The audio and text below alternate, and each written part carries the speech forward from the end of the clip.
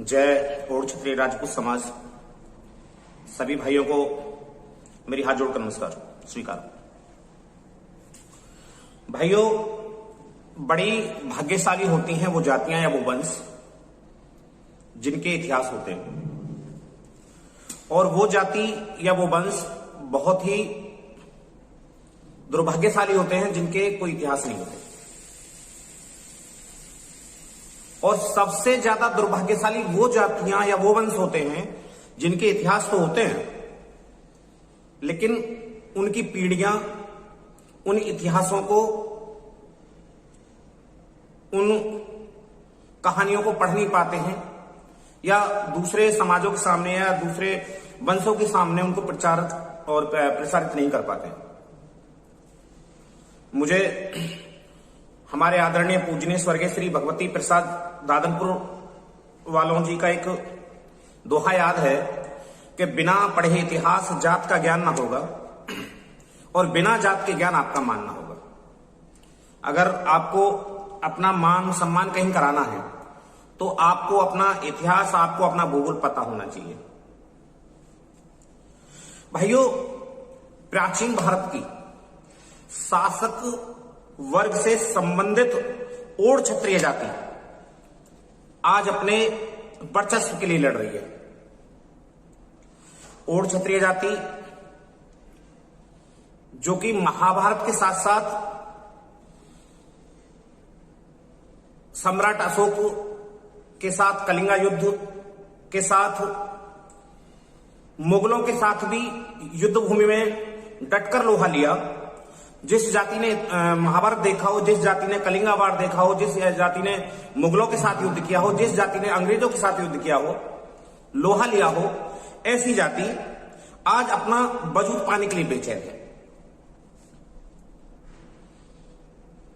हमारी जाति कई जगह जनरल में आती है तो कुछ जगह ओबीसी से ताल्लुक रखती है, बल्कि कई प्रांतों में हमारी जाति एससी में शामिल है।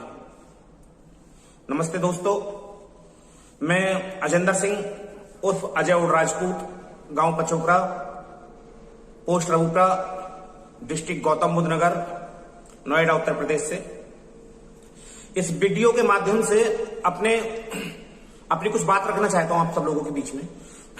और इससे पहले भी मैं अनेकों लेख लिखता रहा हूं, या लेख लिख कर अपनी जाति से अपने भाइयों को परिचय करवाया है। ओड राजपूत जाति के इतिहास में अनेकों महाप्रतापी राजा हुए हैं। जो लोग कहते भाई ओड राजपूत, ये राजपूतों में कहां से राजा हो गए ओड राजपूतों में, वहां तो महाराणा प्रताप का नाम सुना है, चौहान साहब का नाम सुना है, तोमर का नाम सुना है, पर ओड राजपूतों में कौन से राजा हुए? सवाल बिल्कुल सही है। तो अगर आप महाकवि कालिदास जी का रघुवंशम पढ़ेंगे, महाकवि कालिदास जी का एक महाकाव्य है जिन्होंने मेघदूत भी लिखा है, उन्हीं का एक महाग्रंथ है रघुवंशम। महाकवि कालिदास जी उसमें लिखते हैं कि दक्षिणी भाग को कलिंगा और उत्तरी भाग को उत्कल कहते थे, जबकि समग्र भाग को ओड्र देश के नाम से जाना जाता था। ये कालिदास जी लिख रहे हैं। दक्षिणी भाग को कलिंगा और उत्तरी भाग को उत्कल, बल्कि समग्र भाग को ओड्र देश कहते हैं। वहीं कालिदास जी लिखते हैं कि ओड्र देश के राजा जैतसेन, आप रघुवंशम पढ़ेंगे, ओड्र देश के राजा जैतसेन की पुत्री प्रवाहवती का विवाह मत्स्य देश जो अभी राजस्थान बोला जाता है जिसको, मत्स्य देश के युवराज सत्य मार्कंडेय के लिए हुआ था। जैतसेन की पुत्री प्रभावती का विवाह मत्स्य देश के युवराज सत्य मार्कंडेय के लिए हुआ था, और महाराज जैतसेन ने उस शादी में ओडवाड़ी नामक एक जगह होगी उस समय कोई, जो रघुवंशम में लिखी हुई है, ओडवाड़ी को उन्होंने दहेज में दिया था।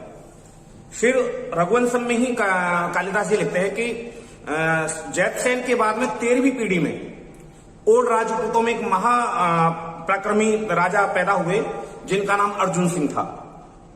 जिन्होंने दिब्बटवाणी दान पात्र, अगर आप कभी गूगल पे डालेंगे दिब्बटवाणी दान पात्र करके एक प्रचलन चला था।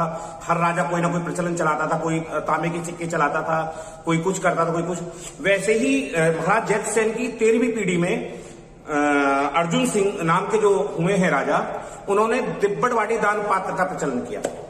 यह रघुवंशम कहता है इतिहास।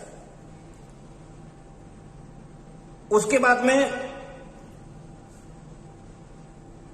जो अभी राजा की बात चली, जो रघुवंशम में ही वो कहते हैं, जो दक्षिण भाग को जो कलिंग कहा जाता था, तो कालिदास ही कहते हैं कि संभवतः जिस तरीके से एक राजा के 2 पुत्र होते हैं और एक समय पे बंटवारे अलग अलग हो जाते हैं, तो जो कलिंग राज्य और उत्कल राज्य दोनों ही एक ही राजा की संपत्ति थी। और कलिंग के राजा श्रृतयुध थे, जिनकी पुत्री का विवाह है, फिर सुन लीजिए, कलिंग के राजा श्रृतयुध की पुत्री का विवाह कुरुराज दुर्योधन के लिए हुआ था, जिसका नाम चित्रांगदा था। चित्रांगदा अर्जुन के लिए वो अलग राजकुमारी है, लोग यहां भी भेद समझते हैं। चित्रांगदा नहीं, चित्रागंधा। महाराज श्रृतयुध की पुत्री, कलिंग नरेश महाराज श्रृतयुध की पुत्री का विवाह कुरुराज दुर्योधन के लिए हुआ, जो कि युद्ध में दूसरे ही दिन भीम के हाथों वीरगति को प्राप्त हुई। तीसरा, हमारा जो लेख है, हमारे जो इतिहास है, एक डॉक्टर राजेंद्र प्रसाद जो आईएएस की पुस्तक लिखते हैं, उसमें वो ओडिया भाषा का शास्त्रीयवाद, ये पुस्तक है। इसमें साफ साफ है कि भाई गजपति कपिलेंद्र देव ओडवंशी थे, ठीक है। और मिश्रा जी का पतित पावन पूर्वी गंगा और गजपति साम्राज्य, पांडा शिशिर कुमार जी द्वारा लिखी गई पुस्तक Gajapati kingship and the cult of Jagannath, Indian History Congress, Majumdar Ramesh Chandra द्वारा लिखी गई पुस्तक भारतीय लोगों का इतिहास, और भी बहुत सारी पुस्तकें हैं, क्योंकि समय थोड़ा कम है वीडियो में। तो इतनी सारे इतिहास बताते कि महाराज गजपति कपिलेंद्र देव भी ओडवंशी थे। तो ऐसे ऐसे राजा हमारे इसमें हुए हैं। कुछ लेखकों का मत हमारे इतिहास पर अलग भी है। कुछ लेखक, क्योंकि जब ये अंग्रेजों के समय में जो नए इतिहासकार हुए, उनमें कुछ जो लेखक हैं उनके मत अलग भी हैं, लेकिन इतिहासकारों के मत भले अलग हैं, लेख भले अलग हैं, लेकिन इतना तो सत्य है कि सभी लेखक और इतिहासकार इस जाति को क्षत्रिय जाति ही मानते हैं। सभी सहज से यह स्वीकार करते हैं कि यह क्षत्रिय जाति, इस जाति के गोत्र, रीति रिवाज और जगहों की पोथियां यह सिद्ध करती हैं कि ओड क्षत्रिय शुद्ध क्षत्रिय राजपूत है।